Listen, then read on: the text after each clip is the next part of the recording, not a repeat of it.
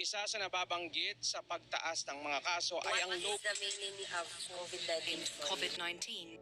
It's a time to get this under control.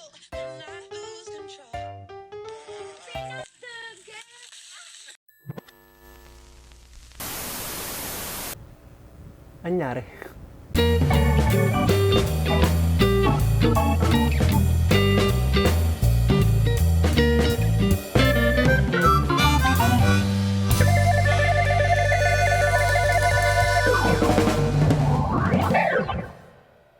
Hi guys, I'm back and welcome to my channel. First of all guys, sorry nga pala muna sa intro ko, but that's how 2020 feels like. Yes, sana punta yung past 7 months. But anyways, we're trying to, alam mo yun, cope up pa rin with the situation, nag-adjust.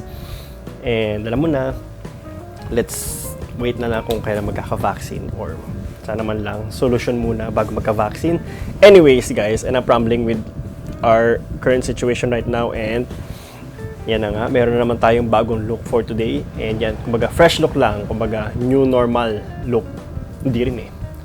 Though wala namang specific look for new normal, pero kumbaga fresh lang, kahit na nasa bahay ka, if whenever you feel stressed, syempre iba sa atin, hindi pa rin maiwasang mag-apply ng makeup or whatsoever para lang ma-relief yung nararamdaman natin kahit nasa bahay lang tayo. Alam mo yung kumbaga selfie ready lang tayo. Yan, mga ganung moment ba?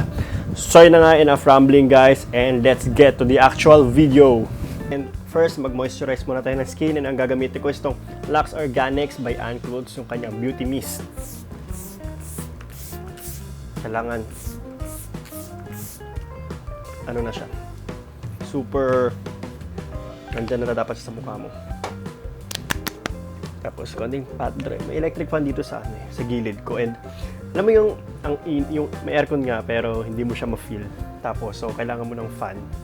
Ang problema mo naman sa fan, alam mo yun, pag naka-contact lens guys, especially now, alam mo yung matutuyo yung mata mo, or kung di naman, dinig siya dito sa mic natin.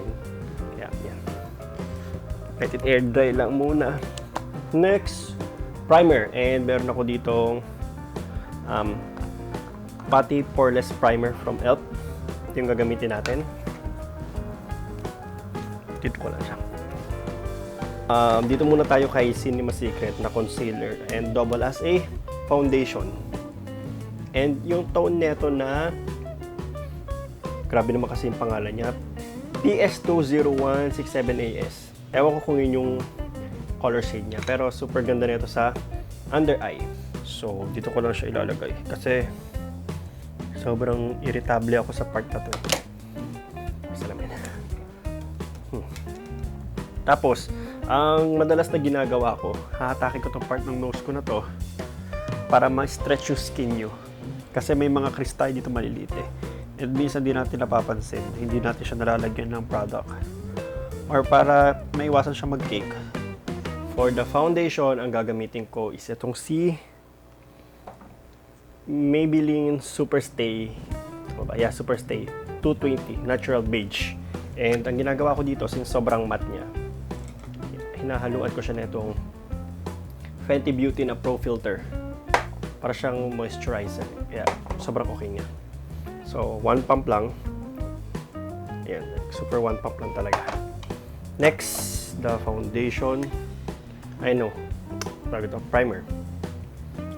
One pump lang din. And mix na natin siya. So,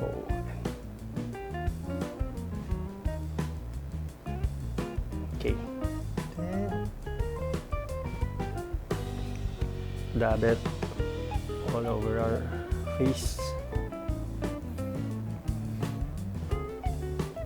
Alam nyo guys, yung pag-makeup for me, parang sobrang therapeutic niya. Especially if parang ngayon, though hindi ka naman talaga mostly lalabas ng bahay. Usually lumalabas ng bahay. Pero alam mo yung once na nakikita mo lang yung sarili mo na parang, ngayon, mukha kang fresh. Parang nakaka-lift ng mood ba. I mean, nakakawala siya ng anxiety. So whenever na may chance akong mag-makeup na isang araw, na totally parang full glam na makeup na parang plakadong-plakado ka naman. Alam mo yun? Ayan. Parang video call ready lang. Ano po iniisip nyo? Alam mo yung feeling na ganun. Selfie ready. Ganyan.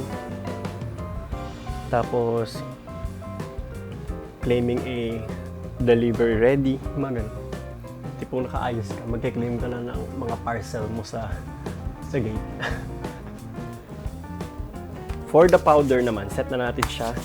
Hindi ako magbe-bake ha. Like, dab lang talaga ng ito.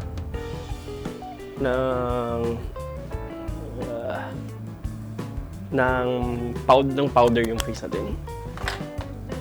Ito. And, ang gagamitin natin is yung Coty Air Spun. Wait, baka sabihin nyo, fake. So, nagpunta ako sa Shopee. Gusto ko ngang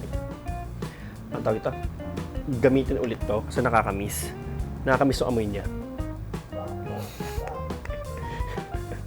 Amoy lola. Anyway, so akala ko naman yung 10 grams na parang trial pack is yung yung talagang maliit niya kasi may isang malaki tapos yung maliit. Nakala ko yun. So pinurchase ko siya. Kaso dumating ito, which is nirepack siya from dun sa malaki for 145 pesos. And for me, since hindi naman ako palabik, okay na ako sa ganitong kalit lang. Kasi tingnan, ang dami ko pang powder dito. Hindi ko pa talaga siya halos na, baga, nagagamit na parang, kaya for me, okay ako sa ganitong size na to. And if interested kayo guys sa ganitong size lang ng Coty Air Spun, and ito yung translucent, ililink ko sa, I'm going to link it down below, yung pinagbilang ko nito. For 145 pesos. So, next. May nakalimutan ako. May itatry nga pala tayong cream blush from Vice Cosmetic in collaboration with BT21. Ito yung Everyday Nude. Anyway, pwede pa rin naman siguro. And mukha ko naman to and okay lang. So, kuha lang tayo ng konti lang. And yan. Ang gusto ko sa blush na to, hindi siya yung parang tawag dito, hindi siya yung mukhang hindi siya yung pink na pink. Ayoko ng pink, ayoko rin ng peach. Gusto ko lang yung ganito na parang hindi ako pala blush on. Yung binili ko nga na blush on from collaboration din nila ng ano tawag dito? Ng BT21, hindi ko rin nagagamit. Ayun oh. Bagong-bago pa. And meron din ako na itong BLK. Hindi ko rin gano'ng nagagamit. Hindi ko alam. Bili ako ng bili pero hindi ko siya nasusulit. Okay naman. Next, eyeshadow. Na totally eyeshadow talaga ha. Yung usual ko lang ginagawa. Nakalimutan ko na naman kunin yung mga gamit ko for eyeshadow. Ano bang gagamitin ko? So, ayun na. Para maging cohesive tayo sa bang ginamit ko, ito pa rin yung gagamitin natin. Yung from BT21, yung first collaboration nila. And gagamitin natin is itong si Dull. Itong caramel shade dito sa taas.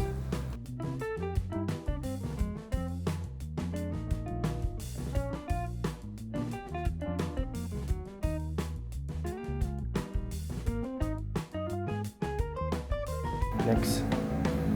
Same brush pa din, pero same color. Pinch nyo lang siya. Top of the excess. Tapos, dito naman tayo sa lower lash line. Then, kuha lang tayo ng mas pointy pa na brush. Tapos, kunin natin si Yuldul. Tingnan lang tayo na ganito. Tapos, dito lang sa pinaka-outer crease.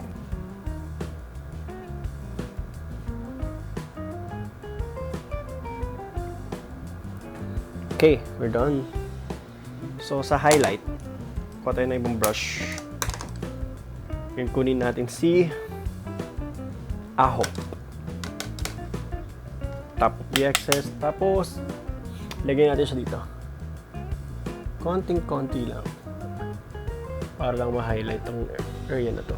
Next, Sa kilay naman tayo. Sorry ang kate. Kuha tayo ng huli. 2 years na ata sa akin. Tapos, kuha tayo ng mini angle brush. Kunin natin si net. Tapos, ihalo natin siya kay Yuldul. Tama ba? Yuldul and net. Paghaluin natin silang dalawa, top of the excess. Very, very, very, very light lang talaga. Ayan.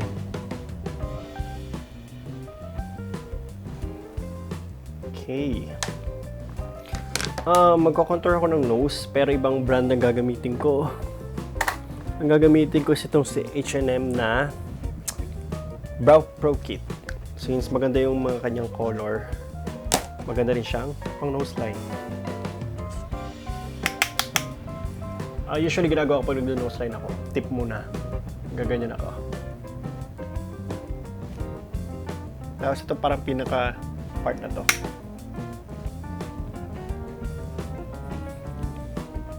Blend lang natin siya. Same goes dito sa taas.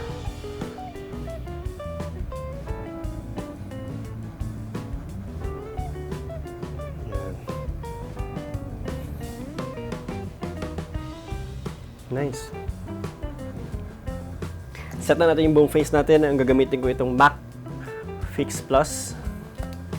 Minsan, nag-i-initial muna ako kasi ito, ilang. Hindi siya minsan, alam mo parang nagbubutil-butil siya minsan.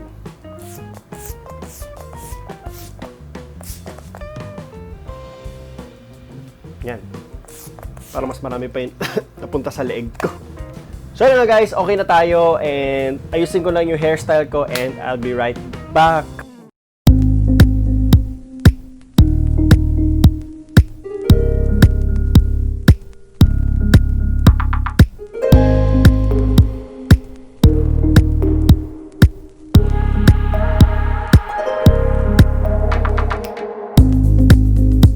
So, what do you think guys of our finished look? So, yun na nga. And I'm having a very early 2000 moment with my hair.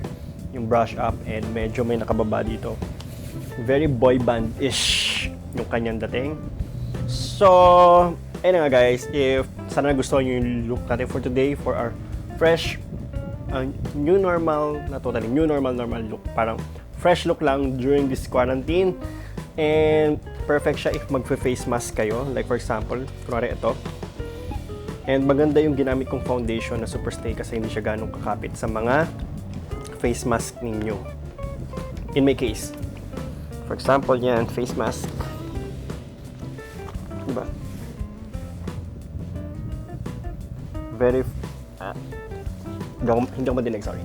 Very fresh lang siya. And anyway guys, lagi kayo mag-face mask is for your safety na din and also for the courtesy din ng mga tao na nakakasalubong nyo, nakakasalamuha ninyo para safe tayo sa lahat sa virus. And also face shield, don't forget. Guys, before you leave, make sure to subscribe and like this video, and also kung gusto nyo mag-request ng ibang looks or may mga ideas kayo, please feel free to comment down below. And also, I'm going to link all my social media accounts up here para maging stay updated kayo sa mga next videos ko. So yun na guys, maraming salamat and see you next time. Bye!